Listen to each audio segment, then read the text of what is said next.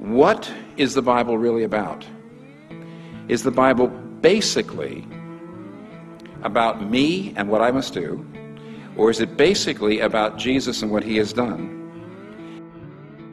When you read in Luke and Acts how Jesus, in those 40 days, got his disciples together, 40 days before he ascended, after he was raised, what was he doing? Basically, he was saying everything in the Old Testament is about me.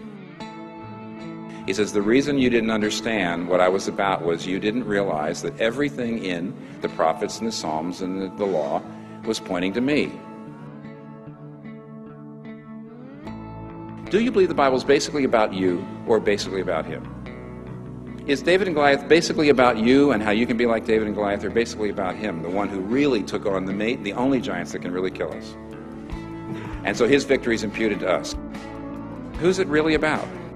That's the fundamental question. And when that happens, then you start to read the Bible new. You know, Jesus is the true and better Adam who passed the test in the garden, his garden, a much tougher garden, and whose obedience is imputed to us. Jesus is the true and better Abel, who, though innocently slain, has blood that cries out, not for our condemnation, but for our acquittal. Jesus is the true and better Abraham, who answered the call of God to leave all the comfortable and familiar and go into the void, not knowing whither he went.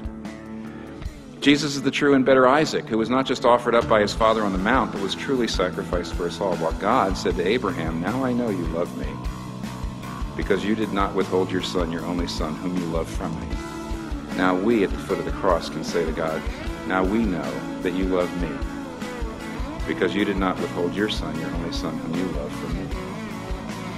Jesus is the true and better Jacob, who wrestled and took the blow of justice we deserve, so we, like Jacob, only receive the wounds of grace that wake us up and discipline us. Jesus is the true and better Joseph, who is at the right hand of the king and forgives those who betrayed and sold him and uses his power to save them. Jesus is the true and better Moses, who stands in the gap between the people and the Lord and who mediates a new covenant. Jesus is the true and better rock of Moses, who struck with the rod of God's justice now gives us water in the desert.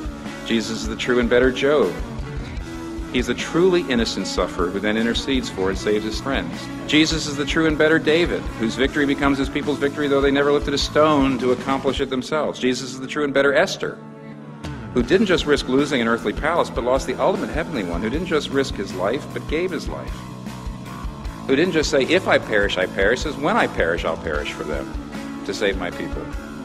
Jesus is the true and better Jonah, who was cast out into the storm so we could be brought in.